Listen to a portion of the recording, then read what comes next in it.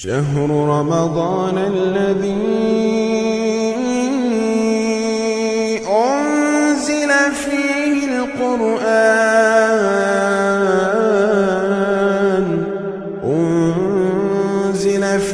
القرآن هدى للناس وبينات من الهدى والفرقان.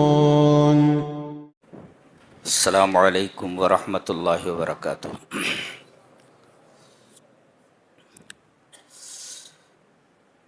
قرآن حکیم کے 8ویں پارے کی تفسیر کا خلاصہ پیش کیا جا رہا ہے.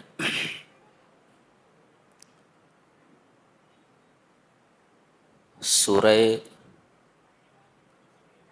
انعام چل رہی ہے.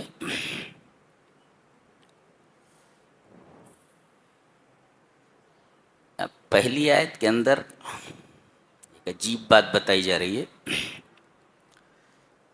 کہ کفار نے نبی کریم صلی اللہ علیہ وسلم سے یہ مطالبہ کیا کہ آپ فلاں نشانی دکھا دیں، فلاں نشانی دکھا دیں، فلاں معجزہ دکھا دیں تو ہم آپ پر ایمان لے آئیں گے. اللہ تبارک و تعالیٰ نے اس کی تکذیب کی، کہا کہ یہ ایمان نہیں لائیں گے. کیوں؟ اس لیے کہ ان کا یہ جو کفر ہے، انکار ہے، یہ ناشی من عناد و اتباع الہوا ہے. یہ جو انکار کر رہے ہیں، اس انکار کی وجہ، اس انکار کا ریزن اور سبب ہٹ دھرمی اور خواہش نفس کی پیروی. اب جب آدمی ہٹ دھرم ہو جائے اور آدمی اپنے خواہشات کی اتباع کرنے لگے تو اس کے سامنے دلائل اور براہین کے انبار لگا دیے جائیں تب بھی وہ حق کو قبول نہیں کرے گا. جی، چاہے وہ کتنے بڑے دلائل، کتنے بڑے معجزے، کتنے بڑے براہین ہوں. جیسے یہ بتائے گا، اور اگر ہم ان کی طرف فرشتے نازل کر دیتے، فرشتوں کو اترتا ہوا دیکھ لیتے، وَكَلَّمَهُمُ الْمَوْتَى، اور مردے ان سے بات کرنے لگتے، مَا كَانُوا لِيُؤْمِنُوا، ایمان نہیں لاتے. اللہ اکبر. کہا کہ یہ جو مطالبہ کر رہے ہیں کہ یہ نشانی دکھا دو، یہ نشانی دکھا دو تو ہم ایمان لے آئیں گے، یہ ایمان نہیں لا سکتے. کیوں؟ اس لیے کہ ان کا یہ انکار ہٹ دھرمی اور خواہش نفس کی اتباع کی وجہ سے ہے. اور جب کسی چیز کے پیچھے یہ دونوں چیزیں آ جائیں، ہٹ دھرمی اور خواہش نفس کی اتباع، تو کوئی بھی دلیل اس کے سامنے رکھ دو، کتنی بڑی دلیل کیوں نہ رکھ دو، فرشتوں کو اترتا ہوا دیکھ لے، مردوں کو بات کرتے ہوئے دیکھ لے یا ان سے بات کرنے لگے، ایمان نہیں لاتے. یہ بتائے گا، وَلَوْ أَنَّنَا نَزَّلْنَا إِلَيْهِمُ الْمَلَائِكَةَ وَكَلَّمَهُمُ الْمَوْتَى وَحَشَرْنَا عَلَيْهِمْ كُلَّ شَيْءٍ قُبُلًا مَا كَانُوا لِيُؤْمِنُوا. ایمان نہیں لاتے. ایک بات تو یہ بتائی گئی. دوسرے، وَكَذَلِكَ جَعَلْنَا لِكُلِّ نَبِيٍّ عَدُوًّا شَيَاطِينَ الْإِنسِ وَالْجِنِّ يُوحِي بَعْضُهُمْ إِلَى بَعْضٍ زُخْرُفَ الْقَوْلِ غُرُورًا. جتنے بھی نبی دنیا میں آئے، جہاں بھیجے گئے، وہاں ہم نے انسانوں میں کے شیاطین اور جنوں میں کے شیاطین کو ان کا دشمن رکھا ہے. ہاں، کوئی نہ کوئی دشمن نبی کا ہوتا تھا، شیاطین انس میں سے، شیاطین جن میں سے. جی، یعنی نبی کا دشمن ہونا ضروری ہے جو نبی کے اس پیغام کی مخالفت کرے. یہ سنت رہی ہے اللہ کی کہ جہاں نبی بھیجا جاتا ہے اس کے مخالفین وہاں رکھے جاتے ہیں. اچھی بات ہے. اور یہ مخالفین، یہ دشمن انسانوں میں کے برے لوگ ہوتے ہیں اور جنوں میں کے برے ہوتے ہیں، شیاطین انس اور جن. اور یہی نکتہ ملا کہ چونکہ علماء ربانیین، اچھے علماء، یہ انبیاء کرام کے علوم کے وارث ہوتے ہیں، لہذا وراثت میں انبیاء کا علم ملتا ہے تو وراثت میں یہ دشمن بھی انہیں ملتے ہیں. لہذا آپ دیکھیں گے کہ علماء کے مخالفین بہت ملیں گے. یہ بھی عجیب بات ہے.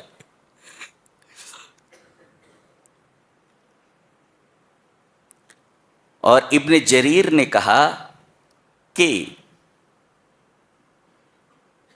ان میں سب سے برے جو ہوتے ہیں وہ شیاطین انس ہوتے ہیں. ایک ہوتے ہیں شیاطین جن اور ایک ہوتے ہیں شیاطین انس. تو انسانوں میں کے جو شیطان ہوتے ہیں وہ جنوں میں سے شیطانوں سے برے ہوتے ہیں، زیادہ برے ہوتے ہیں.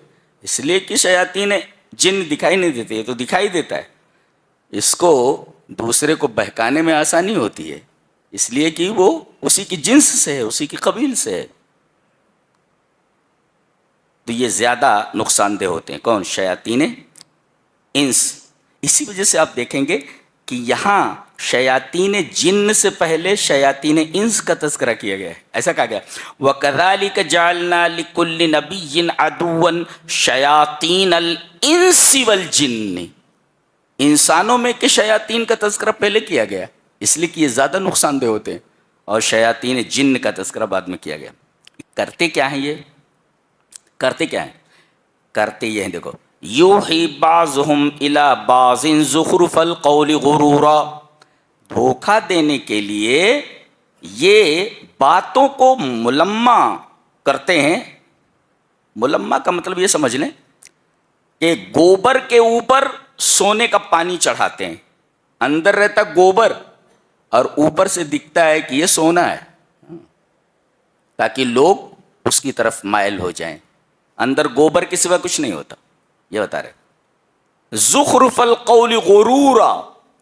دھوکہ دینے کے لیے چکنی چپڑی باتیں کرتے ہیں. زخرف القول، بات کو مزین کرتے ہیں، خوبصورت بناتے ہیں تاکہ لوگ ان کی باتوں میں آ جائیں. تو گویا کہ یہ چکنی چپڑی باتیں در حقیقت یہ جال ہوتی ہیں پھنسانے کے لیے. جیسے مکڑی جالا بنتی ہے مکھی کو پھنسانے کے لیے، ایسے ان کی چکنی چپڑی باتیں یہ جال ہوتی ہیں لوگوں کو پھنسانے کے لیے، گمراہ کرنے کے لیے. اچھا، یہاں پر دیکھیں ایک لفظ ہے، پہلے ہم اس کو واضح کر دیں. ایک ہوتا ہے اقتراف. یہ دیکھو یہی ہے وَلِيَقْتَرِفُوا مَا هُمْ مُقْتَرِفُونَ. اقتراف کا مطلب پہلے بتاتے ہیں ہم عربی میں، اس لیے کہ قرآن حکیم کو سمجھنے کے لیے عربی زبان کا جاننا بہت ضروری ہے. اس لیے کہ قرآن عربی مبین میں نازل ہوا ہے. ایک انار لے لیں اور انار سوکھا ہوا ہو، انار سوکھا ہوا، اب اس کے چھلکے کو جب اتاریں گے تو وہ ٹوٹ ٹوٹ کر نکلے گا. جی، یہ انار ہے اور سوکھا ہوا ہے. اب اس کا چھلکا اتار کر ہمیں گودے تک پہنچنا ہے.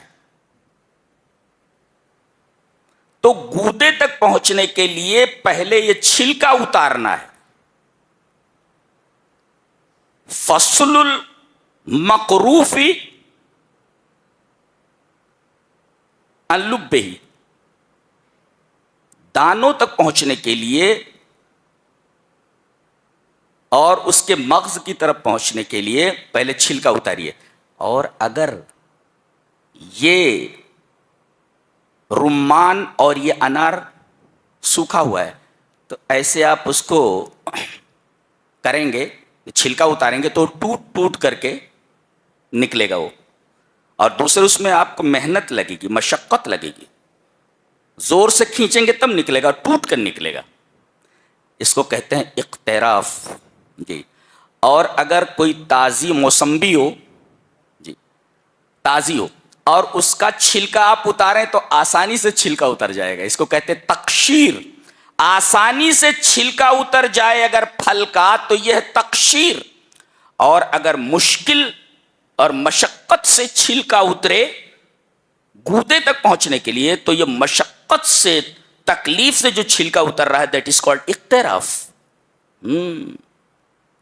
وہی کہا گیا وَلْيَقْتَرِفُوا مَا هُمْ مُقْتَرِفُونَ. آدمی کوئی عمل کرتا ہے، کسی چیز کو پانے کے لیے کوشش کرتا ہے تو اس میں محنت لگتی ہے. جی کسی مقصد کو حاصل کرنے کے لیے آدمی کو محنت کرنی پڑتی ہے. ایک MBBS کے طالب علم کو کتنی محنت کرنی ہوتی ہے منزل تک پہنچنے کے لیے. ایک IAS آفیسر بننے کے لیے کتنی محنت کرنی ہوتی ہے. ایک حافظ قرآن بننے کے لیے اسے کتنی محنت کرنی پڑتی ہے. جی تو گول کو حاصل کرنے کے لیے، گول کو اچیو کرنے کے لیے یہ جو محنت لگ رہی، جیسے گودا ہے، گودے تک پہنچنا ہے، یہ منزل ہے، اس سے پہلے چھلکا اتارنا ہے. تو چھلکا اتارتے وقت آپ کو مشقت اگر برداشت کرنی پڑے تو یہ اقتراف، اب آپ گودے تک پہنچیں گے. جی اس کا نام اقتراف ہے. اور اس کے بالمقابل ایک ہے کسب اور اکتساب. کسب جو ہوتا ہے اپنے لیے ہوتا ہے اور غیروں کے لیے ہوتا ہے، اور اکتساب جو ہوتا ہے وہ صرف اور صرف اپنے لیے ہوتا ہے. اکتساب، یہ فرق ہے کسب اور اکتساب میں. آگے وہ لفظ آ رہا ہے، یکسبون بھی آ رہا ہے آگے. تو اختراف کا مطلب سمجھ گئے؟ مشقت سے چھلکا اتارا جائے، یعنی مشقت کے ذریعے کسی چیز کو حاصل کیا جائے، اس کو اختراف کہتے ہیں.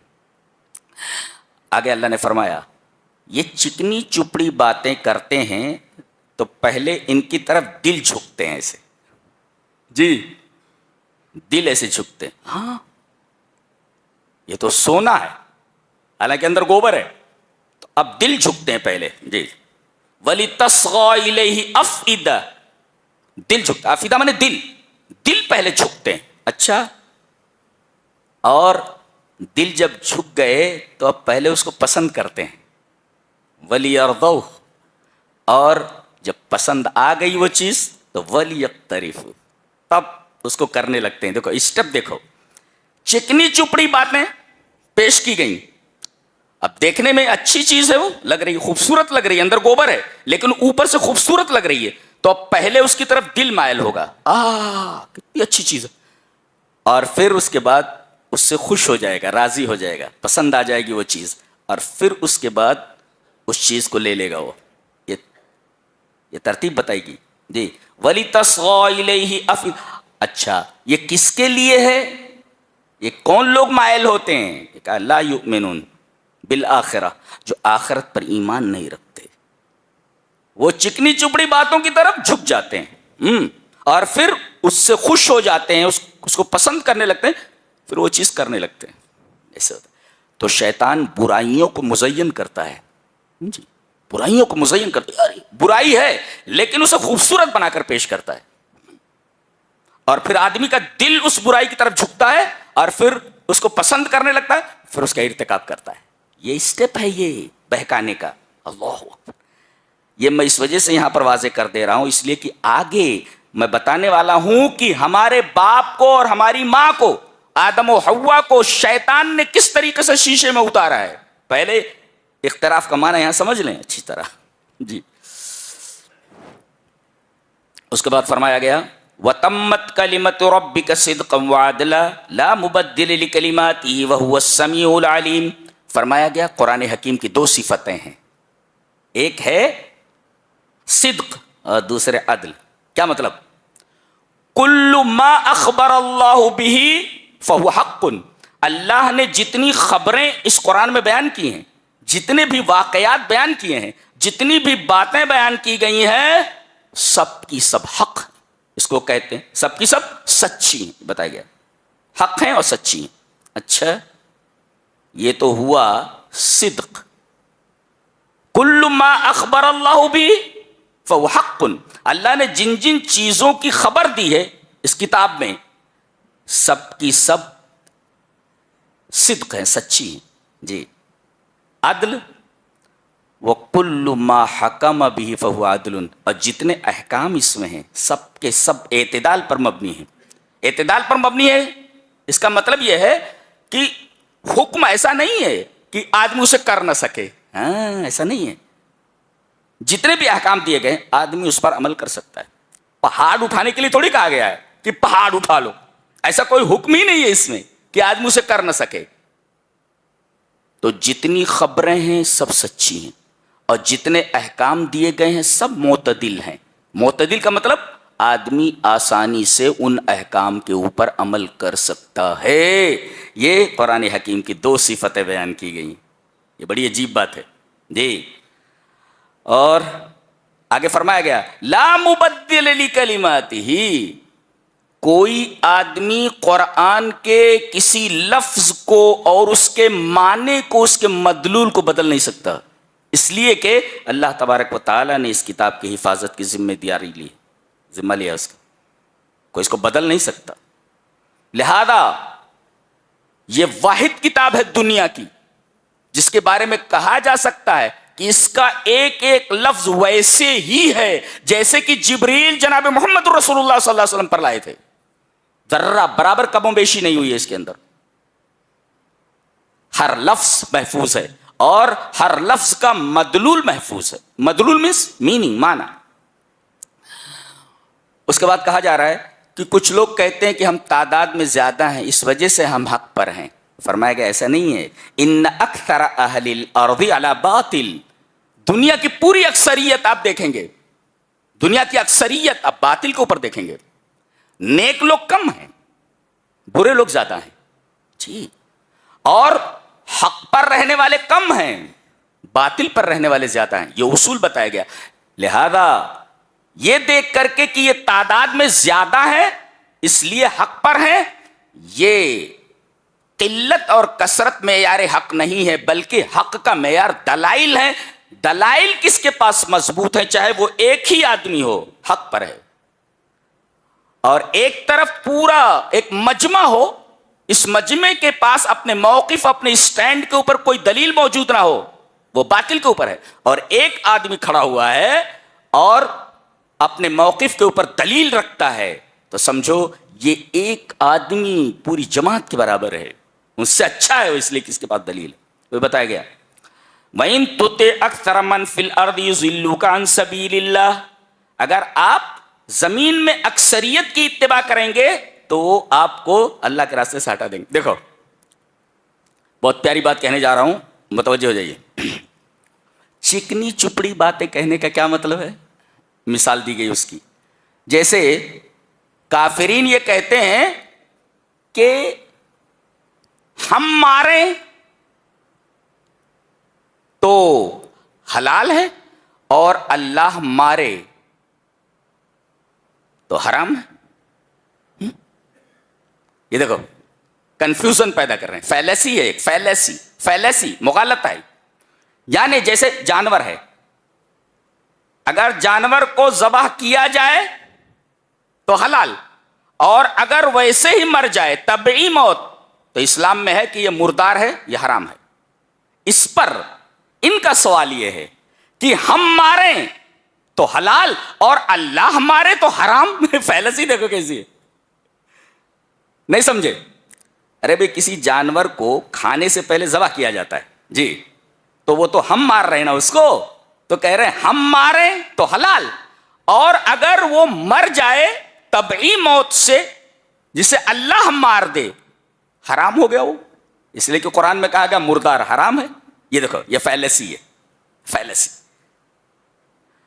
جواب دیا جا رہا ہے اس فیلیسی کا جی کہ ہم قتل کرتے ہیں، ذبح کرتے ہیں، لیکن اللہ قتل نہیں کرتا. ہم کل کرتے ہیں لیکن اللہ تبارک و تعالیٰ کل نہیں کرتا، قتل نہیں کرتا. قتل کسے کہتے ہیں؟ ذبح کر دینا. تو ہم ذبح کرتے ہیں لیکن اللہ ذبح نہیں کرتا، موت دیتا ہے. کوئی بیماری لگ جاتی ہے یا کسی اور وجہ سے جانور مر جاتا ہے تو اللہ قتل نہیں کرتا، بلکہ موت دیتا ہے. قتل کرنے میں اور موت دینے میں زمین اور آسمان کا فرق ہے. یہ فیلسی ہے، یہ مغالطہ ہے یہ کہ ہم قتل کریں تو حلال اور اللہ قتل کرے تو حرام. وہ اللہ جو مار رہا ہے وہ قتل نہیں ہے، وہ اماتت ہے، وہ قتل نہیں ہے. جی اور چلو مان لیتے ہیں کہ اللہ تبارک و تعالیٰ نے جانور کو قتل کیا، مان لیتے ہیں چلو، لیکن اللہ نے قتل کرنے کے بعد اس قتل کیے ہوئے جانور کو ہمارے لیے جائز قرار دیا ہے اس شرط پر کہ اس جانور پر اللہ کا نام لے لیا جائے. فیلسی ختم. اللہ اولاً تو ہم مانتے ہی نہیں کہ یہ قتل ہے، ذبح ہم کرتے ہیں لیکن اللہ ذبح تھوڑی کرتا ہے، وہ موت دیتا ہے کسی بیماری کو. قتل اور اماتت میں فرق ہے. اور چلو مان لیتے ہیں کہ اللہ قتل کرتا ہے، لیکن اللہ قتل کرنے کے بعد کہتا ہے کہ ہم اس کو جائز قرار دیتے ہیں اگر اس پر اللہ کا نام لے لیا گیا ہو تو. دیکھو سوال کا کتنا شاندار جواب دیا گیا ہے. کمال ہے، کمال ہے.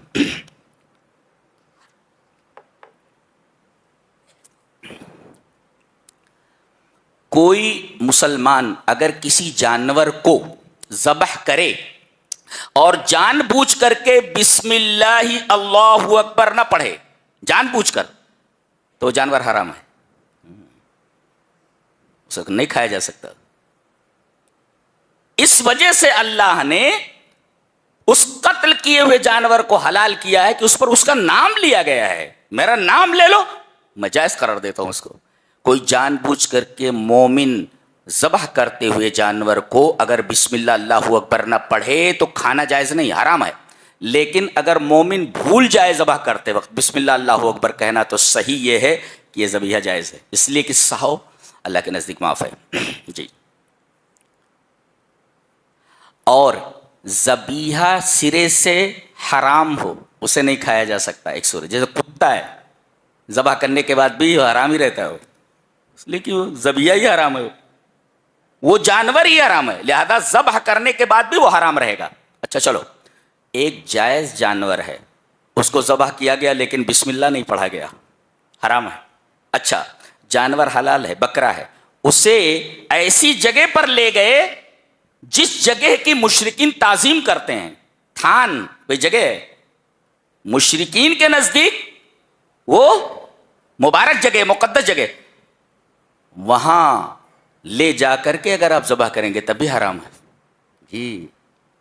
اور اگر آپ نیت کریں غیر اللہ کے نام کی کہ غیر اللہ فلاں بابا کے نام پہ، فلاں پیر کے نام پر میں ذبح کر رہا ہوں، تو نیت کر لی ہے کہ فلاں پیر کے نام پر یہ ذبح کر رہا ہوں میں، اگرچہ زبان سے بسم اللہ اللہ اکبر پڑھتا ہے، ذبیحہ حرام ہے. یہ ساری چیزیں یاد رکھو. جی ساری چیزیں یاد رکھو. لہذا کسی مزار پر، کسی قبر پر لے جا کر کے، کسی ایسی جگہ پر لے جا کر کے کسی جانور کو ذبح کرنا جو لوگوں کی نگاہ میں مبارک مانا جاتا ہے، متبرک مانا جاتا ہے، حرام ہے. جی بسم اللہ اللہ اکبر کہہ کر بھی کاٹیں گے، ذبح کریں گے تو حرام ہے. کیا بات ہے، یہ قانون ہے اسلام کا، اسلام کے قوانین ہیں. فرمایا گیا وَذَرُوا ظَاهِرَ الْإِثْمِ وَبَاطِنَهُ، کھلی ہوئی برائی اور چھپی ہوئی برائی دونوں کو چھوڑ دو. یہ چھپی ہوئی برائی کیا ہے اور ظاہری برائی کیا ہے؟ علل اعلان کوئی گناہ کر رہا ہو، جی اس کو بھی چھوڑ دو، جس کو لوگ دیکھ رہے ہوں. اور تنہائی میں کوئی گناہ کر رہا ہو جس کو کوئی دیکھ نہ رہا ہو، تو ایسی برائی کو بھی چھوڑ دینا ضروری ہے. اس کو کہتے ہیں چھپی ہوئی برائی اور ظاہری برائی. اور کسی نے لکھا ہے، کہیں پڑھا ہے میں نے، کہ خلوت میں تنہائی میں گناہ کرنے سے اور بھی زیادہ بچ، اس لیے کہ جو گواہ ہے وہی منصف بھی ہے. اللہ اکبر. نہیں سمجھا ہے؟ تنہائی میں جہاں کوئی نہیں دیکھ رہا ہے، تنہائی اور خلوت میں گناہ کرنے سے اور زیادہ بچ، کہ میں گناہ یہاں کر لوں کوئی دیکھ نہیں رہا ہے، ایسی جگہ پر تنہائی میں گناہ کرنے سے اور زیادہ بچ، اس لیے کہ جو گواہ ہے وہی منصف بھی ہے. اللہ تو دیکھ رہا ہے نا، اور وہی انصاف کرنے والا ہے. اللہ، کوئی اگرچہ نہیں دیکھ رہا ہے لیکن ایک آنکھ برابر دیکھ رہی ہے کہ تم کیا کر رہے ہو. اللہ اکبر. تو گناہ کرتے ہوئے بھی اللہ تبارک و تعالیٰ دیکھتا ہے انسان کا.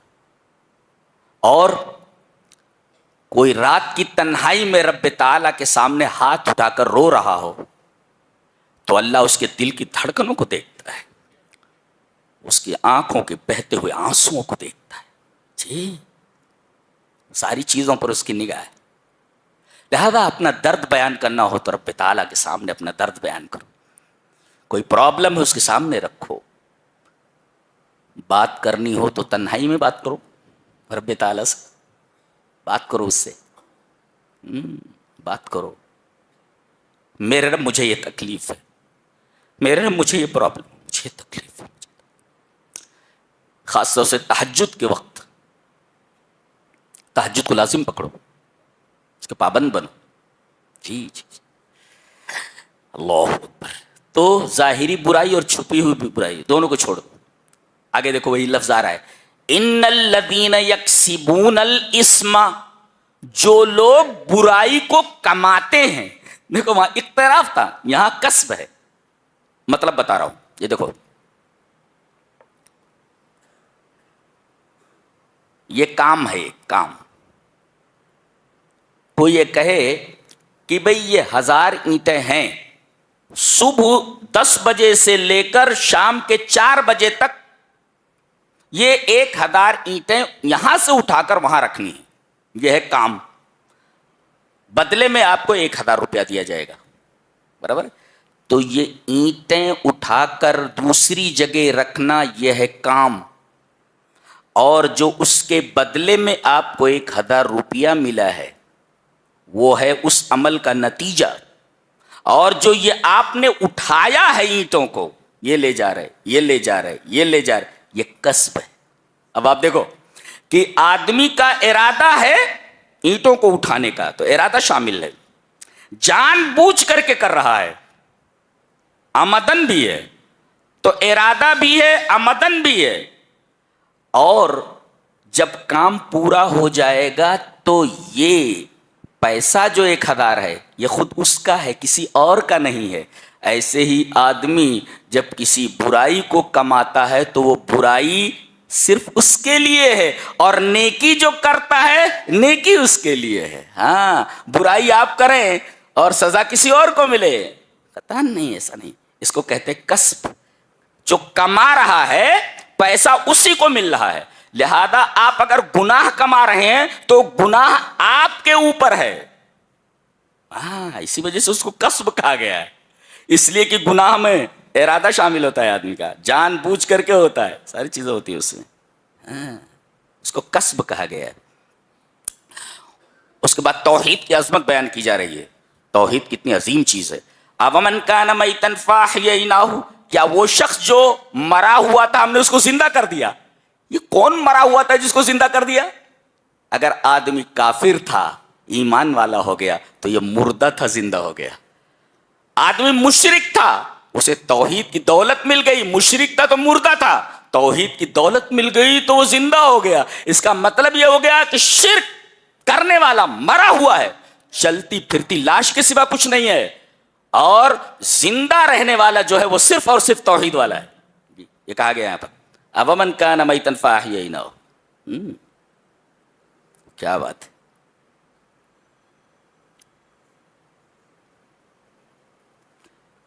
قانون بتایا جا رہا ہے, اگر کوئی آدمی کسی کے ساتھ مکاری کر رہا ہے, یاد رکھو کہ یہ مکاری کسی نہ کسی دن اس کے اوپر لوٹنے والی ہے. کہا گیا وما یمکرون الا بانفسہم وما یشعرون. اس میں 2 باتیں کہی گئی. آدمی کسی کے ساتھ مکر کرتا ہے, اس کے ساتھ دھوکہ کرتا ہے, چال بازی کرتا ہے, تو چال بازی کرتے وقت, دھوکہ دیتے وقت اسے احساس نہیں ہوتا کہ اس دھوکے کا وبال ایک نہ ایک دن میرے اوپر آنے والا ہے. جی, جبکہ اس دھوکے کا وبال زندگی میں اس کے اوپر آنے ہی والا ہے, بچتا نہیں ہے. اللہ کا قانون ہے یہ. لہذا کسی کے ساتھ مکاری کرنے, کسی کے ساتھ چال بازی کر کے اس کا مال حاصل کرنے سے پرہیز کرو, اس لیے کہ مکر آدمی کے اوپر لوٹنے والا ہے. وما یمکرون الا بانفسہم وما یشعرون, یعنی دھوکہ دیتے وقت, مکر کرتے وقت آدمی کو احساس نہیں ہوتا، لیکن بعد میں اس مکر کا وبال اس کے اوپر آنے ہی والا ہے زندگی میں کسی نہ کسی مرحلے میں۔ کیا کتاب ہے، چیز حیرت انگیز ہے، ایک چیز حیرت انگیز ہے اس کی، پورا نظام زندگی ہے جی، پورا سسٹم آف لائف، نظام زندگی۔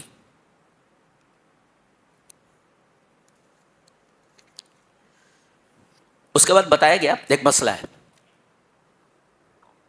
آپ کے پاس کھیت ہے، کھیت کی جو پیداوار ہے اس میں زکوٰۃ کیسے نکالیں، آگے بتایا گیا۔ وَهُوَ الَّذِي أَنشَأَ جَنَّاتٍ مَّعْرُوشَاتٍ وَغَيْرَ مَعْرُوشَاتٍ۔ اللہ، آپ کے پاس کھیتی ہے، آپ کھیتی کرتے ہیں، اچھا، کھیتی میں جو پیداوار ہوئی ہے اس پہ آپ کو زکوٰۃ دینا ہے۔ اچھا، زکوٰۃ کن چیزوں پر ہے؟ اناج پر ہے، غلے پر، اور پھل کے اوپر ہے، دو چیزیں۔ غلہ جیسے گیہوں ہے، چاول ہے، غلہ ہے یہ جو زمین سے ہوگا، اور جو پیڑوں کے اوپر ہے پھل، تو اناج اور پھل ان دونوں کے اوپر زکوٰۃ ہے۔ اتنی بات سمجھ میں آئی جی؟ یہ غلہ کتنا پیدا ہو تو زکوٰۃ ہے؟ 5 وسق، 5 وسق از اکول ٹو 60 سا، 60 سا، اور 60 سا is equal to 750، 750 kilogram, 750 kilo, اور علامہ ابن باز کے نزدیک 900 کلو، چلو 900 کلو مان لیتے ہیں۔ اگر آپ کے کھیت میں 900 کلو گیہوں ہوا ہے یا کوئی اور غلہ ہوا ہے تو آپ اس میں سے زکوٰۃ نکالیں گے۔ کتنی زکوٰۃ نکالیں گے؟ دیکھنا ہے کہ پانی کہاں کا ہے۔ اگر بارانی پانی سے، برسات کے پانی سے کھیت کی آبیاری ہوئی ہے تو 10واں ہے، عشر جس کو بولتے ہیں، عشر۔ اور اگر ٹیوب ویل وغیرہ سے ہے، آپ نے خود پانی نکلوا کر کے ڈلوایا ہے تو 5واں حصہ ہے، یعنی نصف عشر، 5واں حصہ ہے، یہ بتایا گیا۔ اب 700 ضرب 1/10، 750 ضرب 1/5 از اکول ٹو جتنا ہوتا ہے اتنا آپ کو زکوٰۃ نکالنی۔ اچھا، لیکن کون سے اناج اور کون سے پھلوں کے اوپر زکوٰۃ ہے یہ بھی جاننا ہے، جسے تولا جا سکے یا گنا جا سکے ایک، اور دوسرے اسے اسٹور کیا جا سکے، اسٹور کیا جا سکے۔ پتہ یہ چلا کہ جو چیزیں اسٹور کرنے سے زیادہ دنوں تک نہ رہیں، خراب ہو جائیں، تو ایسی چیزوں کے اوپر زکوٰۃ نہیں ہے۔ جیسے سبزیاں ہیں، سبزیوں کو اسٹور نہیں کیا جا سکتا جی، خراب ہو جائیں گی وہ۔ تو ایسی چیزیں جو اسٹور کرنے سے خراب ہو جائیں تو ایسی چیزوں کے اوپر زکوٰۃ نہیں، سبزیوں کے اوپر زکوٰۃ نہیں ہے، اس لیے کہ اسٹور کرنے جائیں گے خراب ہو جائیں گے جی۔ تو یہ بتایا گیا یہاں پہ، وَهُوَ الَّذِي أَنشَأَ جَنَّاتٍ مَّعْرُوشَاتٍ وَغَيْرَ مَعْرُوشَاتٍ۔ قربانی کے لیے کتنے جانور ہونے؟ 8 قسم کے، 8 ازواج، میڈھا میڈھی، بکرا بکری، اونٹ اونٹنی، گائے بیل، یہ 8، یہ ان کو بہیمۃ الانعام کہتے ہیں، ان کی قربانی ہوگی۔ ہرن کی قربانی نہیں ہوتی، مرغے کی قربانی نہیں ہوتی، مرغے کی قربانی، یہ بہیمۃ الانعام ہے۔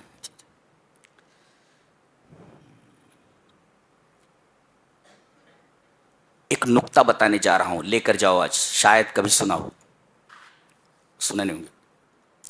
قرآن حکیم میں جن جن جانوروں کے گوشت کو حرام قرار دیا گیا ہے، کسی جانور کے گوشت کو حرام کرتے وقت اللہ تبارک و تعالی نے اس کا نام نہیں لیا ہے، ہاں، سوائے ایک جانور کے، کہ اس کا گوشت حرام ہے، اس جانور کا نام یہ ہے پورے قرآن میں۔ ہاں، صرف ایک جانور ایسا ہے کہ اس کا نام لے کر اللہ نے کہا ہے کہ اس کا گوشت حرام ہے۔ کون ہے وہ؟ خنزیر، جی کہا گیا،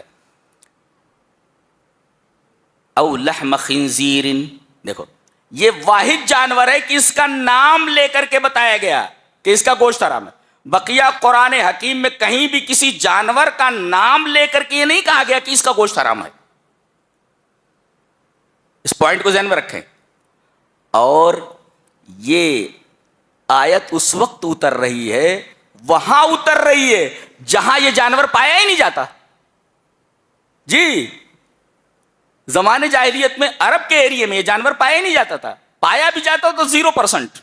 سور پایا ہی نہیں جاتا تھا وہاں پر، خنزیر.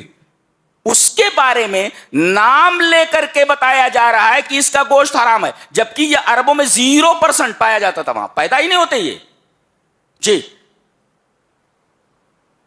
کیا پتا چلا؟ اس کو کہتے تدبر. پتا یہ چلا کہ اللہ تبارک و تعالی نے اس جانور کا نام لے کر کے اس کے گوشت کے حرام ہونے کو جو ہائی لائٹ کیا ہے نام لے کر کے، آج پوری دنیا میں سب سے زیادہ گوشت خنزیر کا کھایا جاتا ہے. انہا عالمیت القرآن، یہ قرآن حکیم کی عالمگیریت ہے. سمجھ میں آ رہا ہے میں کیا بولنا چاہتا ہوں؟ جی سمجھو اس کو. طلبہ بیٹھے ہوئے، اسٹوڈنٹ ہو تو زیادہ سمجھ سکتے میں کیا بولنا چاہتا ہوں.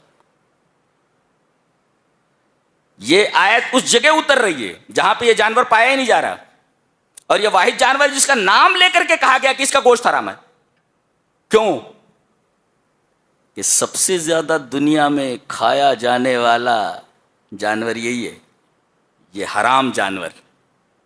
کیا عجیب بات ہے، اللہ کتنی عجیب بات. یہ ہے قرآن حکیم کا بیان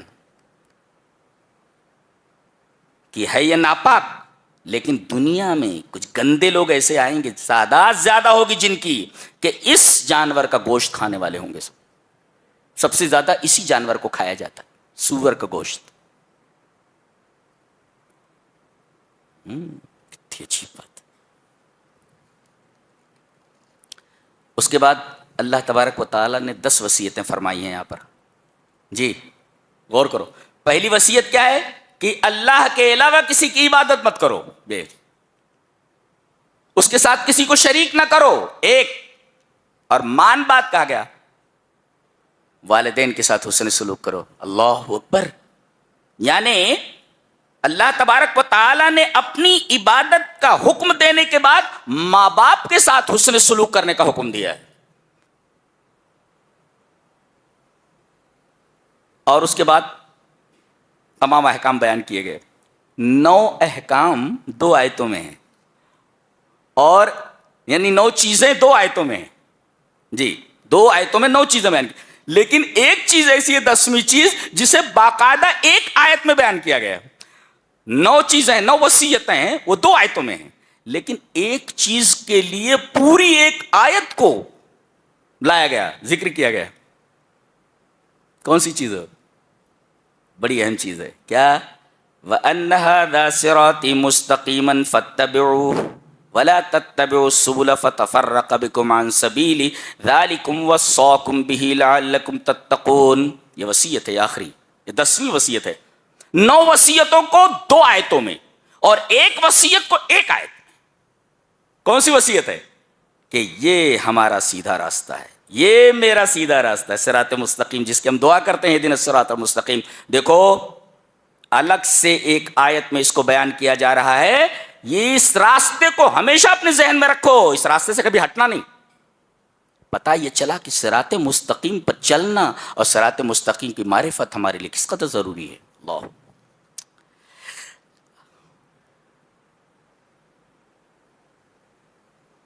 ایک آیت اور عجیب و غریب ہے. اللہ نے فرمایا کہ یہ کتاب یعنی قرآن حکیم بڑی مبارک ہے. دیکھو اب اس پر ہم بحث کرنا چاہیں گے. وَهَذَا كِتَابٌ أَنزَلْنَاهُ مُبَارَكٌ، یہ کتاب ہے جس کو ہم نے اوپر سے نازل کیا ہے اور مبارک ہے. کیا مطلب؟ اگر تم کو اپنی زندگی میں برکت چاہیے تو قرآن سے وابستہ ہو جاؤ. اپنے مال میں برکت چاہیے قرآن سے وابستہ ہو جاؤ.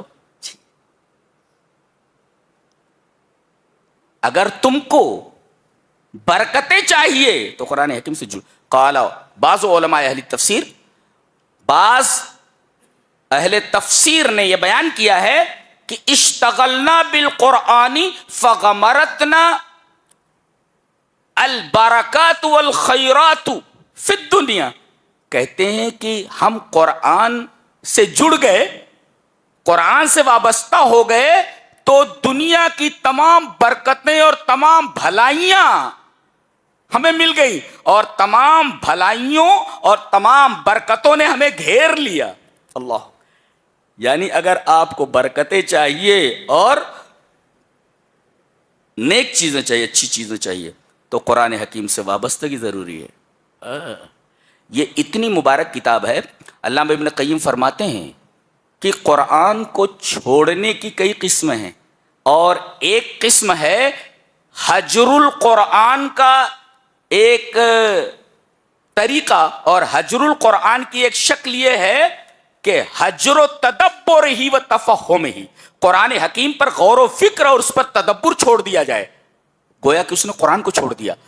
اور 19ویں پارے میں اللہ نے فرمایا کہ جس نے قرآن کو چھوڑ دیا، کل قیامت کے دن اللہ کے رسول اللہ کی عدالت میں اس کے خلاف مقدمہ دائر کریں گے۔ مدعی کون؟ اللہ کے رسول۔ مدعا علیہ کون؟ جس کے اوپر دعویٰ دائر کیا جائے گا، وہ لوگ جنہوں نے قرآن کو غور سے پڑھنا اور سمجھنا چھوڑ دیا ہے۔ جی، قرآن پر کوئی تدبر نہ کرے، کوئی غور و فکر نہ کرے، اللہ، تو گویا کہ وہ قرآن کو چھوڑ دے رہا ہے۔ اور علم، حضرت عبداللہ ابن مسعود رضی اللہ تعالیٰ عنہ کی روایت ہے، من اراد العلم فلیصور القرآن فإن فیہ علم الاولین والآخرین، جسے علم چاہیے اسے چاہیے کہ قرآن حکیم پر تدبر کرے، اس لیے کہ قرآن حکیم میں علم الاولین اور آخرین بند ہے۔ اللہ، یہ چھوٹی سی کتاب ہے، اس میں پہلوں کا اور بعد میں آنے والوں کا علم موجود ہے۔ اب کیسے؟ ہمیں تو نظر نہیں آ رہا ہے، غور کرنے سے معلوم ہوتا ہے کہ سچ مچ اس میں اولین اور آخرین بند ہے۔ جب غور کریں گے تب پتہ چلے گا نا، ایسے کیسے؟ اوپر سے تو پتہ نہیں چل رہا ہے، لیکن اس میں اولین اور آخرین کا علم بند ہے۔ اور علامہ ابن قیم نے فرمایا، فقرات آیت بتفکر وتفہم خیر من قراءت ختمۃ بغیر تدبر وتفہم، ایک آیت کو پڑھنا سمجھ کر پورے قرآن حکیم کو بغیر سمجھے پڑھنے سے بہتر ہے۔ کہتے ہیں ہم نے قرآن ختم کر دیا، 10 قرآن پڑھ لیے رمضان میں، 20 قرآن پڑھ لیے، ارے ایک آیت کو اگر اچھی طرح تو غور سے سمجھ لے تو پورے قرآن حکیم کے ختم کرنے سے زیادہ بہتر ہے۔ یہ اس کے سمجھنے کا اور اس کو سمجھ کر پڑھنے اور اسے زندگی میں اتارنے کا ثواب ہے، اس کا اجر ہے اور اس کا فائدہ ہے۔ ہمارے اسکول میں الحمدللہ علماء بھی آتے ہیں پڑھنے کے لیے۔ تیسری بیچ جو گئی ہے اس میں ایک لڑکا تھا، اس نے کل میرے پاس فون کیا کہ آپ کی یہ جو تفسیر یہاں کرنول میں ہو رہی ہے، اس تفسیر کو میں سنتا ہوں اور ملیالم میں مسجد میں اس کا درس دیتا ہوں۔ بولے کیرالا میں کسی مسجد کے اندر اس طریقے کا اہتمام نہیں ہے، لوگ تراویح پڑھ کے نکل جاتے ہیں۔ کہہ رہے ہیں 100-150 آدمی بھی فی الحال بیٹھ رہے ہیں۔ مجھے اتنی خوشی ہوئی کہ میں بیان نہیں کر سکتا۔ ملیالم میں میری اس تقریر کو وہ ٹرانسلیٹ کرتا ہے، بیان کرتا ہے، وہ پوائنٹس نکال کر کے وہ لوگوں کے ساتھ، اور لوگوں کو بڑا اچھا لگ رہا ہے، یہ نئی چیز ہے یہ۔ تو لوگ بیٹھتے ہیں، ابھی 100-150 لوگ بیٹھ رہے ہیں، کیا بات ہے۔ اور یہاں سے 50 کلومیٹر کے فاصلے پر کوئی دائی ہیں، تیلگو دائی ہیں، وہ جو اس وقت بیان ہوتی ہے تفسیر، اس کو وہ تیلگو میں منتقل کرتے ہیں۔ اللہ، لاکھوں لوگ جڑے ہوئے ہیں اس وقت، صرف آپ ہی لوگ نہیں سن رہے، لاکھوں لوگ اس کو سن رہے ہیں، سمجھ رہے ہیں۔ اللہ اکبر۔ تو قرآن حکیم سے وابستگی یہ برکت کے حصول کا ذریعہ ہے۔ اگر آپ کو برکتیں چاہیے، دنیا بھر کی بھلائیاں چاہیے، تو قرآن حکیم سے وابستگی پیدا کرو۔ اور الحمدللہ ہمارے بہت سارے علماء ایسے ہیں جو جگہ جگہ قرآن حکیم کی تفسیر کر رہے ہیں۔ لیکن عجیب بات یہ ہے کہ کچھ علماء سو ایسے ہیں کہ وہ نوجوانوں کو ان چیزوں سے دور رکھ رہے ہیں، اس لیے کہ ان کو خود قرآن حکیم کی تفسیر کا سلیقہ نہیں، لہذا وہ یہ چاہتے ہیں کہ ہم نہیں کر پا رہے ہیں تو دوسرے بھی نہ کریں۔ یہ بہت بڑا گناہ ہے. ایسے علماء سو کو چاہیے کہ وہ اپنی ان حرکتوں سے توبہ کریں، ان حرکتوں سے توبہ کریں. بہت بڑا گناہ ہے یہ. بعض نوجوانوں کو یہ کہتے ہوئے سنا گیا، اس کی کیا ضرورت ہے؟ بولے اس کی کیا ضرورت ہے؟ اس کی کیا ضرورت ہے؟ در حقیقت ایسے نوجوانوں کو گمراہ کرنے والے کونوں میں بیٹھے ہوئے، نامعلوم جگہوں پر بیٹھے ہوئے وہ علماء سو ہیں جن کو قرآن حکیم پر تدبر کرنے کا، بیان کرنے کا سلیقہ نہیں ہے. ہم تو یہ سنتے تھے کہ اندھا کیا چاہے 2 آنکھیں، یہ کیسے اندھے ہیں؟ یہ کہتے ہیں پوری دنیا اندھی ہو جائے. اللہ اکبر، یہ بڑے خطرناک لوگ ہیں. تو قرآن حکیم سے جڑو، ساری برکتیں آپ کو حاصل ہونے والی ہیں، ساری بھلائیاں آپ کو حاصل ہونے والی ہیں. جی آگے دیکھیے، سورہ اعراف ہے.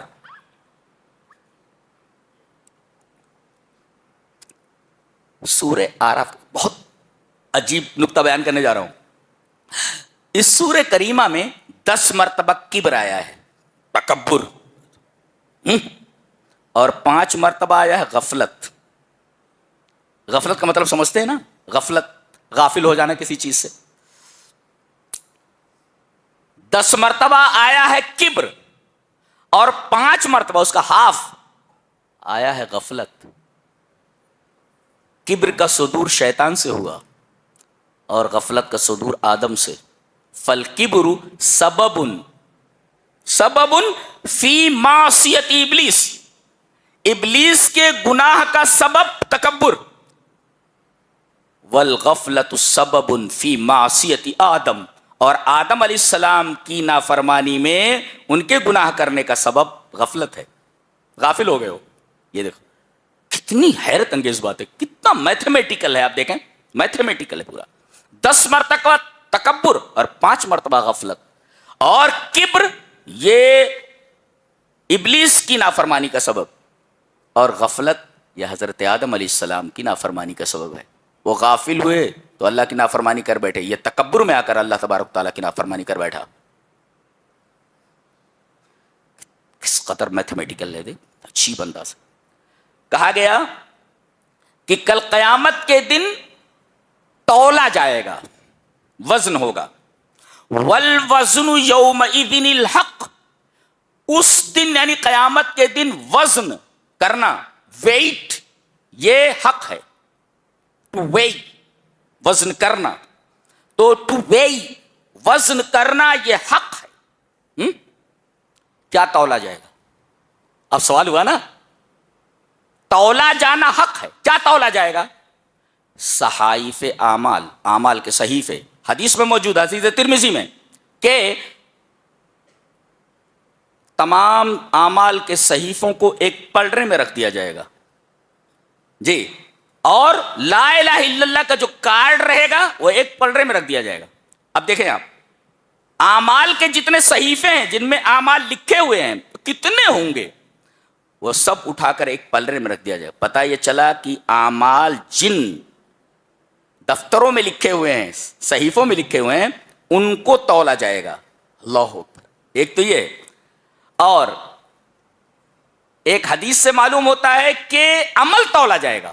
جیسے الحمد للہ تملأ المیزان، الحمد للہ کہنا یہ میزان عمل کو بھر دیتا ہے. تو گویا کہ الحمدللہ کہنا ایک عمل ہے، یہ الحمدللہ میزان عمل کو بھر دیتا ہے، تو عمل تولا جائے گا. اس حدیث سے معلوم ہوا. اور ایک حدیث سے معلوم ہوا خود آدمی کو تولا جائے گا. ہاں، آدمی کو تول دیا جائے گا. حدیث میں ہے یوتا بالرجل السمین یوم القیامت فلا یزن عند اللہ جناح بعوضۃ. ایک موٹے تگڑے آدمی، سمین مانے موٹا، ایک موٹے تگڑے آدمی کو لایا جائے گا قیامت کے دن، اور اس کا وزن کیا جائے گا تو اللہ کے نزدیک کچھ موٹے تازے آدمی کا وزن ایک مچھر کے برابر بھی نہیں ہوگا. بعوضہ مینس مچھر. فلا یزن عند اللہ جناح بعوضۃ، ایک مچھر کے پر کے برابر بھی اس کی وقات نہیں ہوگی. تو پتہ یہ چلا کہ تینوں چیزیں تولی جا سکتی ہیں. کبھی تولا جائے گا آدمی کو، کبھی تولا جائے گا آدمی کے عمل کو، اور کبھی تولا جائے گا ان دفتروں کو جن کے اندر اس کی بھلائیاں یا برائیاں لکھی ہوئی ہیں. اچھا، کامیاب کون؟ اب تولا جا رہا ہے. جس کا پلڑا ہلکا ہو گیا گیا کام سے ہو، اور جس کا پلڑا بھاری ہو گیا جنتی، جس کا پلڑا ہلکا ہوا جہنمی، اور جس کا پلڑا بھاری ہوا وہ جنتی. بتایا گیا والوزن یومئذ الحق، تولا جانا حق ہے. فمن ثقلت موازینہ فاولئک هم المفلحون، جس کے ترازو بھاری ہو گئے وہ کامیاب. ومن خفت موازینہ، اور جس کے ترازو ہلکے ہو گئے فاولئک الذین خسروا انفسهم، اسے سب سے بڑا گھاٹا ملا. اللہ، یہاں آدمی کو نقصان بھی ہوتا ہے نفع بھی ہوتا ہے، کبھی نفع ہے کبھی نقصان ہے، کبھی ہار ہے کبھی جیت ہے. وہ ٹیمیں ہوتی ہیں، کبھی کوئی ہارتا ہے کبھی جیتتا ہے، ٹیم ہارتی ہیں جیتتی ہیں. لیکن قیامت کے دن ایسی ہار جیت ہے کہ ایک دفعہ جو ہار گیا وہ ہمیشہ کے لیے ہار گیا، اور جو جیت گیا وہ ہمیشہ کے لیے جیت گیا. نو آپشن ہے ہی نہیں کہ اس کے بعد بھی آپ جیت سکتے ہیں یا آپ اس کے بعد ہار سکتے ہیں.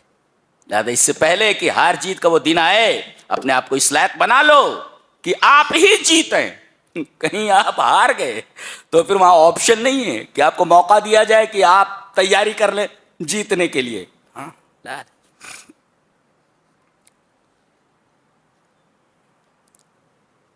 غور سے دیکھیں، آدم علیہ السلام جنت میں ہیں، اللہ تبارک و تعالیٰ نے شیطان کو گمراہ کر دیا، شیطان دشمن بن گیا ہے آدم کا. اور اب تک آدم اور حوا اس دنیا سے چلے گئے، ہمارے اماں ابا، لیکن ہمارے پیچھے پڑا ہوا ہے، ہمارے پیچھے پڑا ہوا ہے. باپ کی وجہ سے گمراہ ہوا، چلو مان لیتے ہیں، سبب مان لیتے ہیں کہ وہی ہوئے، لیکن ہم لوگوں کے پیچھے کیوں پڑا ہوا ہے وہ نہیں سمجھ میں آ رہا ہے. اس نے کہا تھا میں تجھے بھی نہیں چھوڑوں گا، تیری ذریت کو بھی نہیں چھوڑوں گا. اسی وجہ سے اس نے دعا کی. آدم علیہ السلام سے غلطی ہوئی، کہا گیا تھا اس درخت کے قریب مت جاؤ، چلے گئے، گناہ ہوا. اور شیطان سے کہا گیا تھا آدم کو سجدہ کر، سجدہ نہیں کیا. ایک سے کہا گیا تھا کر، نہیں کیا. اور ایک سے کہا گیا تھا نہ کر لیا. گناہ دونوں سے ہوا، اللہ کی نافرمانی دونوں سے ہوئی. لیکن آدم علیہ السلام پچھتائے، ہاں غلطی ہو گئی جی. دعا کی ربنا ظلمنا، آگے دعا ہے قال ربنا ظلمنا انفسنا وان لم تغفر لنا وترحمنا لنكونن من الخاسرین. اے ہمارے رب، ہم نے اپنے آپ پر ظلم کیا. اللہ اکبر. وان لم تغفر لنا وترحمنا لنكون، اے ہمارے رب اگر تو ہمیں بخشے گا نہیں، ہمارے اوپر رحم نہیں کرے گا تو ہم گھاٹا اٹھانے والوں میں سے ہو جائیں گے. اور ربنا کہہ کر کے دعا کی، بخش دیے گئے. اچھا، شیطان نے دیکھا کہ آدم نے ربنا کہہ کر کے اپنے گناہ معاف کروا لیے، لاؤ میں بھی ربے کہہ کر کے کچھ مانگ لوں. آدم اور حوا نے ربے کہہ کر کے، ہمارے رب کہہ کر کے اپنی مغفرت مانگ لی، تو میں بھی ربے کہہ کر کے کچھ مانگ لوں. وہ بھی بولا، وہ کہنے لگا رب انظرنی الی یوم یبعثون. میرے رب، میرے رب. ایک چیز، ایک دعا میری بھی ہے، مجھے بھی چاہیے. کہا کیا؟ قیامت تک مجھے زندہ رکھ، قیامت تک مجھے مہلت. یہ دیکھو قیامت. اور دونوں نے بغیر وسیلے کے دعا مانگی ہے. دیکھو ربنا کہہ کر کے انہوں نے ڈائریکٹ اللہ سے مانگا، اور وہ بھی ڈائریکٹ ربے کہہ کر کے مانگ رہا ہے، بیچ میں وہ بھی وسیلہ نہیں لے رہا. اور پوری دنیا کو الجھا رکھا ہے کہ جب تک وسیلہ نہیں لوگے دعا قبول نہیں ہوگی. کیسا بدمعاش ہے دیکھو. اللہ اکبر. یعنی بغیر وسیلے کے خود دعا مانگ رہا ہے، اور پوری دنیا کو الجھا رکھا ہے کہ جب تک کسی پیر فقیر کا وسیلہ نہیں لوگے دعا قبول نہیں ہوگی. دیکھو پوری دنیا کو الجھا رکھا ہے اس نے. یعنی عجیب بات یہ ہے کہ ہماری ڈائریکٹ سنتا نہیں. کون؟ اللہ. یہ ڈائریکٹ سنتے ہیں. کتنی عجیب بات. یہ ڈائریکٹ سنتے ہیں، اللہ نہیں سنتا ڈائریکٹ ہماری. یہ اللہ تبارک و تعالیٰ کی رحمت کی توہین ہے، یہ اللہ تبارک و تعالیٰ کی صفت سماعت کی توہین، صفت سمیع کی توہین ہے. کوئی سنتا ہی نہیں وہ. اللہ. ارے جو ذات حضرت یونس علیہ السلام کی دعا لا الہ الا انت سبحانک انی کنت من الظالمین کو مچھلی کے پیٹ کے اندر سے سن رہی ہو عرش اعظم کے اوپر، ہماری دعا نہیں سن سکتی. کیسا گھما رکھا ہے دیکھو اس اللہ کے بندے نے، کیسا اللہ کے دشمن نے کس طرح گھما رکھا ہے دنیا کو. دیکھو اور کہنے لگا، دیکھو ایک ہے غلطی کا ہونا اور ایک ہے سرکشی کا ہونا. ہاں سرکشی اس کی دیکھو, حضرت آدم سے غلطی ہے, نادم ہوئے, میرے رب غلطی ہو گئی. یہ کیا کہہ رہا ہے؟ قال فبما اغویتنی, تو نے مجھے اس کی وجہ سے گمراہ کیا تو لاقعدن لهم صراطک المستقیم. دیکھ رہے ہیں کس انداز میں بات کر رہا ہے؟ میں ان کے لیے گھات لگا کر تیرے صراط مستقیم پر بیٹھوں گا. دیکھو کیا بول رہا ہے, یہ بھی بول رہا ہے کہ جنت کی طرف جانے والا راستہ صرف ایک ہے, اس کا نام صراط مستقیم ہے, اور یہاں چار راستوں میں الجھا رکھا ہے, لڑو مرو. خود کہہ رہا ہے, خود سمجھ رہا ہے کہ راستہ ایک ہی ہے, میں اسی راستے پر بیٹھوں گا. کس لیے بیٹھوں گا؟ ثم لآتینہم من بین ایدیہم ومن خلفہم وعن ایمانہم وعن شمائلہم ولا تجد اکثرہم شاکرین. بیٹا وہ آگے سے حملہ کروں گا, پیچھے سے حملہ کروں گا, دائیں سے بائیں سے. کس لیے؟ اس راستے سے ہٹانے کے لیے. اچھا اوپر نہیں کہا اس نے, اس کا جواب مفسرین نے دیا لِأَنَّهَا تنزل الرحمت من فوق, اس لیے کہ آسمان سے رحمت اترتی ہے. سوال ہی پیدا نہیں ہوتا کہ اس طرف سے آئے بہکانے کے لیے. کیا بات ہے, مفسرین نے لکھا ہے. اچھا اللہ تبارک و تعالیٰ نے اس کو دھتکار دیا, وہاں سے دھتکار دیا, اور آدم اور ان کی بیوی سے کہا کہ تم لوگ جنت میں جہاں چاہو رہو, کھاؤ پیو, لیکن اس درخت کے قریب مت جانا. اب یہ آیا ہے کیسے یہ شیشے میں اتارتا, زخرف القول, وہ جو پہلے کہا گیا تھا. اب یہ یہاں اس کا ایک محسوس نظارہ دیکھیے.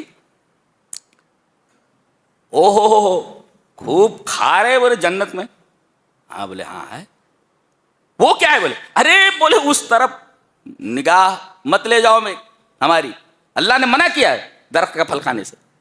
دیکھو چاروں طرف حلال پھیلا ہوا ہے, لیکن ان کے ذہن کو ڈائیورٹ کر رہا ہے صرف ایک حرام کردہ چیز کی طرف. اس کا مطلب حلال چیزیں چاروں طرف پھیلی ہوئی ہیں, حرام بہت کم ہے, لیکن گھما پھرا کر کے شیطان حلال چیزوں سے ہٹا کر کے حرام جو بہت کم اس کی طرف مائل کر دیتا ہے. سارے کام عجیب و غریب کر رہا ہے. جی دیکھو یہاں. اچھا آیا خوب کھا رہے بولے. اچھا وہ کیا ہے؟ ارے بولے اس کا نام بھی مت لو, اللہ نے منع کیا ہے سر. ارے بولے تم جمعہ 8 دن کے ہو, میں تم سے پہلے کا بنا ہوا ہوں, میں جانتا ہوں اس درخت کی کیا خصوصیت ہے. بولے ہاں. اب دیکھو انسان کے اندر تجسس کی صفت رکھی گئی ہے. بولے ہاں تم پہلے پیدا کیے گئے ہو, میں بعد میں, تم زیادہ جاننے والے ہو اس کے بارے میں. ارے بولے میں زیادہ جاننے والا ہوں. بولے کیا ہے وہ؟ کہا کہ اس درخت کا جو پھل کھائے گا وہ فرشتہ ہو جائے گا. الٹا بول رہا ہے. اللہ نے کہا تھا اگر درخت کا پھل کھائے تو نکال دیے جاؤ گے, یہ کیا بول رہا ہے؟ ان هذه الشجرة الا ان تكونا ملکین, ملک ہو جاؤ گے, فرشتے ہو جاؤ گے تم. یہ الٹا بول رہا ہے. اور تکونا من الخالدین, یا کبھی نکالے نہیں جاؤ گے, ہمیشہ اس میں رہو گے. پٹی پڑھا رہا ہے. حضرت آدم نے کہا نہیں ہو, غلط بول رہے ہو تم. وقاسمہما, کہتا ہے میں اللہ کی قسم کھا کر کے کہتا ہوں کہ میں اپنی بات میں سچا ہوں. اب آدم علیہ السلام اور کنفیوز ہو گئے. وہ ایسے کنفیوژن دیکھیے, کھاؤ گے تو فرشتے ہو جاؤ گے. اچھا دوسرا کنفیوژن, کھاؤ گے تو یہاں سے نکالے نہیں جاؤ گے, ہمیشہ رہو گے. تیسرا کنفیوژن کہ میں اللہ کی قسم کھا کر کے کہتا ہوں کہ اپنی بات میں سچا ہوں. وقاسمہما, قسم کھا. اب دیکھا کہ دھیرے دھیرے اتر رہا ہے, یہ شیشے میں آ رہا ہے. آخری چوٹ لگا اس نے.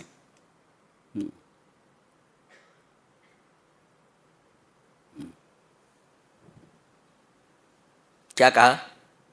انی لکما لمن الناصحین, مانو یا مانو میں آپ کی خیر خواہی کر رہا ہوں, آپ کا سب سے بڑا خیر خواہ ہوں. اللہ کہتا ہے سب سے بڑا خیر خواہ بولتا. یہ کہتے نا کیا ہے, strike the iron while it is hot, جب لوہا گرم ہو تو اس پر ضرب لگا دو. اس نے دیکھا کہ دھیرے دھیرے یہ اتر رہے ہیں, اور آخر میں کہہ دیا سب سے بڑا خیر خواہ ہوں میں آپ کا. اللہ نے فرمایا فدلہما بغرور, دھوکے سے اس کو شیشے میں اتار لیا. دیکھو یہاں لفظ آیا دلہ. دلہ کا مطلب ہوتا ہے دلت دل وفی البئر, اس نے ڈول کو کنویں میں ڈالا. اور دیکھو اذا ارسلہ المستقی رویدن رویدن الى اسفل لاستقاء الماء. یہ مطلب ہے اللہ کا. کیا مطلب؟ کہ جب آدمی کو کنویں کی گہرائی سے پانی نکالنا ہوتا ہے تو رسی میں ڈول کو باندھتا ہے اور دھیرے دھیرے دھیرے دھیرے ارسلہ فی البیر رویدن رویدن، یعنی گریجولی وتھ گریجویشن، دھیرے دھیرے اس کو اسے ڈالتا ہے نیچے. تو ایسے اللہ نے بچایا جیسے ڈول آدمی ڈالتا ہے پانی حاصل کرنے کے لیے، دھیرے دھیرے دھیرے دھیرے دھیرے ڈول ایسے ڈھیلا دیتا نا، ڈھیلا کرتا رہتا ہے اس کو، رسی کو، اور یہاں تک کہ دھیرے دھیرے دھیرے دھیرے وہ ڈول پانی کی گہرائی میں پہنچ جاتی ہے. اللہ نے وہی لفظ استعمال فرمایا ہے. آدم کو دھیرے دھیرے شیشے میں اتارا ہے اس نے، دھیرے دھیرے. کیا کتاب ہے! اللہ سبحان اللہ و بحمدہ سبحان اللہ العظیم. جیسے اس نے بہکایا اس کے لیے لفظ ویسے استعمال کیا گیا. جیسے آدمی ڈول کو کنویں میں ڈالتا ہے تو دھیرے دھیرے ڈول جاتی ہے کنویں میں، ایسے دھیرے دھیرے اس نے کئی اسٹیپ میں اسٹیپ بائی اسٹیپ سمجھایا اور گمراہ کیا ان کو. یہ دیکھ رہے کتاب کا انداز بولنے کا. اور جیسے ہی انہوں نے پھل کھا لیا، سب سے پہلے ان کے بدن سے جنتی کپڑے اتر گئے، ننگے ہو گئے. جلدی جلدی یہ کپڑے اترنے کے بعد درختوں کے جو پتے تھے وہ لپیٹنے لگے. پتہ یہ چلا کہ انسان کی فطرت یہ ہے کہ وہ اپنی شرمگاہ کو کھلا نہیں چھوڑ سکتا، چھپاتا ہے. اب تو ایک پورا ایک موقف ہے، ایک اسٹینڈ چل لگا، نیوڈیزم. عورتیں بھی ننگی رہتی، مرد بھی ننگے رہتے. بولے ہم کو بڑا سکون ملتا ہے اس میں، ننگے رہنے میں سکون ملتا ہے، جبکہ فطرت کے خلاف ہے. فطرت کے خلاف ہے. دیکھو جیسے ہی جنتی کپڑے اترے فوراً انہوں نے جنتی درختوں کے پتے اپنے بدن پر لپیٹنا شروع کر دیا. اس سے آدمی کی فطرت یہ ہے کہ وہ اپنی شرمگاہ لوگوں کے سامنے ظاہر نہ ہونے دے. جی یہ بات بھی معلوم ہوئی. کہتے ہیں کہ اگر آپ کے پاس حیا نہیں ہے تو جو چاہے کرو، علم تستحی فاصنع ما شئت. اگر حیا نہ رہے تو جو چاہے کرو. اس کا مطلب یہ ہے حیا ہی آدمی کو روکتی ہے اچھے برے کی تمیز کے لیے. اگر حیا ختم ہو جائے فاصنع ما شئت، کرو جو کرنا. اس کے بعد اللہ تبارک و تعالیٰ نے لباس کیسا ہونا چاہیے، لباس پر بحث فرمائیے. اس لیے کہ اس سے پہلے آیا کہ لباس اتر گیا، تو اب قاعدہ یہ تھا کہ بتایا جائے اپنے بندوں کو لباس تمہارا کیسا ہونا چاہیے. کیا ترتیب! آپ ترتیب دیکھ رہے ہیں آپ، سبحان اللہ، کتنی معظم اور کتنی عظیم الشان کتاب ہے. حضرت آدم علیہ السلام اور حضرت حوا کے بدن سے جنتی کپڑے اترے تو انہوں نے اپنی شرمگاہ اور اپنے ستر کو چھپانے کے لیے جنت کے درختوں کے پتے اپنے اوپر لپیٹنے شروع کیے. سیاق چونکہ چل رہا ہے ستر کو چھپانے کا، لہذا بندوں کی تعلیم کے لیے اللہ تبارک و تعالیٰ نے لباس کے مسائل بیان فرمائے کہ لباس کیسا ہونا چاہیے. اللہ یا بنی آدم، یہاں صرف مسلمان نہیں ہیں، آدم کی تمام اولاد موجود، مسلمان، عیسائی، یہودی، ہندو، پارسی، سب مخاطب ہے. یا بنی آدم قد انزلنا علیکم لباسا یواری سوآتکم وریشا ولباس التقوی ذلک خیر ذلک من آیات اللہ لعلہم یذکرون. کیا بات ہے! اللہ نے فرمایا لباس دو طریقے کا ہوتا ہے. ایک ہوتا ہے لباس ضروری جو ستر کو چھپائے، ضروری ہے وہ لباس جو ستر کو چھپا لے. جی اس کو کہتے ہیں لباس. جی یواری سوآتکم، جو تمہاری شرمگاہ کو ستر کو چھپا لے، یہ ایک لباس ہے. اچھا، اور ایک لباس ہے کہ ضروری لباس کے علاوہ ایک زائد لباس. جی جیسے اب میں یہ ابا پہنے ہوئے ہوں، یہ ہے لباس یواری سوآتکم وریشا. اب اس کے اوپر سے میں جیکٹ پہن لوں تو جیکٹ کمالیات میں سے اس کو کہتے ہیں ریشا، ما تتجمل به الانسان، جس سے انسان زینت اختیار کرے. جی کوٹ پہن لیا اس نے، جی جیکٹ پہن لی. تو لباس جو ضروری ہوتا ہے وہ ستر کو چھپانے کے لیے ہوتا ہے، یہ لباس یواری سو. اور دوسرا لباس کیا ہے جو آدمی پہنے تو اچھا دکھے اور خوبصورت دکھے، تزئین کے لیے، اسے ریشہ کہتے ہیں. تو لباس کی دو قسمیں، ایک لباس ضروری اور ایک لباس ہوتا ہے جو کمالیات کے درجے میں ہوتا ہے، جس سے آدمی اچھا لگے. اور تیسرا لباس کہتے ہیں یہ دونوں لباس جو ہوتے ہیں یہ ایک دن خراب ہو جاتے ہیں، پھٹ جاتے ہیں، لیکن ایک لباس ایسا ہے جو بدن کا نہیں ہے بلکہ روح کا ہے، وہ ہے تقوی کا لباس. وَلِبَاسُ التَّقْوَىٰ ذَلِكَ خَيْرٌ. جی اس کا مطلب ہماری روح ننگی ہے اور اسے کپڑا پہناؤ کس چیز کا؟ تقوی کا. اگر ہم بھئی یہ بدن ہے، ہم نے کپڑا پہنا دیا، سطر چھپ گیا، جی اوپر سے تزئین کے لیے کوئی اور کپڑا، یہ کپڑے خراب ہو جائیں گے. ایسے ہی ہماری روح ننگی ہے، اس ننگی روح کو کپڑا پہنانا ضروری ہے، اور ننگی روح کا کپڑا تقوی ہے. جی اس لیے کہ اسی کے اوپر معیار ثواب ہے، قیامت کے دن تقوی ہی کے اوپر فیصلہ ہوگا. جی اور یہ کپڑے جو ہم نے پہن رکھے ہیں دنیاوی، یہ تو سب پھٹ جانے والے ہیں، دنیا ہی میں رہ جانے والے ہیں. ایون جو کفن دیا جاتا ہے وہ بھی دنیا ہی میں رہ جاتا ہے، وہ بھی سڑ گل جاتا ہے، سڑ گل جاتا ہے. کپڑے کی شرائط کیا ہے؟ کوئی بھی کٹ ممنوع نہیں ہے. شرط یہ ہے کہ آدمی جب کپڑا پہنے تو اس کے بدن کے جو اعضاء ہیں وہ ظاہر نہ ہو. جیسے اس کا پچھلا حصہ ہے، اگلا حصہ ہے، جو شرم کی چیزیں ہیں، اتنا تنگ نہ ہو کہ بدن کے اعضاء ابھرے ہوئے دکھائی دیں. جی اس وجہ سے علامہ البانی وغیرہ کا غالباً فتویٰ ہے، یہ پڑھا تھا میں نے، کہ اگر ان کر کے کوئی نماز پڑھ رہا ہے، نماز درست نہیں ہے. اس لیے کہ پینٹ اس طریقے کی رہے گی کہ آدمی سجدے میں جائے گا تو اس کے جو شرم کے اعضاء ہیں وہ ابھرے ہوئے نظر آئیں گے. اس وجہ سے تو لباس اتنا چست نہ ہو کہ جس سے اعضائے بدن ظاہر ہوں، ایک شرط یہ ہے. اور دوسری شرط یہ ہے کہ ایسا کپڑا نہ ہو جو کسی دوسرے مذہب والوں کا مذہبی شعار ہو. جی جی مذہبی شعار ہو. اب کہتے ہیں کہ وہ پینٹ اور شرٹ جو ہے یہ مغرب کے لوگوں نے اختیار کیا ہوا، لیکن ان کا مذہبی شعار نہیں ہو، ان کا مذہبی معاملہ نہیں ہے کہ لباس مذہبی ہے، لہذا آدمی پینٹ شرٹ پہن سکتا ہے. ایک مذہبی شعار نہ ہو، اور تیسرے کپڑا معصفر نہ ہو، زرد رنگ کا نہ ہو، زرد رنگ نہ ہو، پیلا نہ ہو. ایک صاحب ملے، وہ پیلے رنگ کا کپڑا پہنے ہوئے تھے، تو ہمارے ایک ساتھی نے پوچھا یہ کپڑا تو معصفر ہے. بولے ہم نے ہمارے پیر کی وجہ سے یہ کپڑا پہنا. کون؟ پیر وارث شاہ، وہ سنا ہے وہ پیلا کپڑا پہنتے تھے. وہ تو انہوں نے کہا ہمارے پیر ایسا پہنتے تھے. ارے بھائی نبی کریم صلی اللہ علیہ وسلم نے منع فرمایا اس سے. بہرحال وہ بات جو ہے انہوں نے اس سے کی. جی تو کپڑا ایسا نہ ہو، لباس ایسا نہ ہو جس سے اعضائے بدن ظاہر ہوں. جی ایک، اور دوسرے کپڑا ایسا نہ ہو جو کسی مذہبی، کسی سیکٹ کے مذہبی شعار میں آتا ہو کہ یہ مذہبی لباس ہے ان کا. دو، اور تیسرے ٹخنے سے نیچے پاجامہ نہ ہو، لباس ٹخنے کے نیچے نہ ہو. تین، اور چوتھے معصفر نہ ہو، معصفر یعنی زرد رنگ کا. یہ چاچی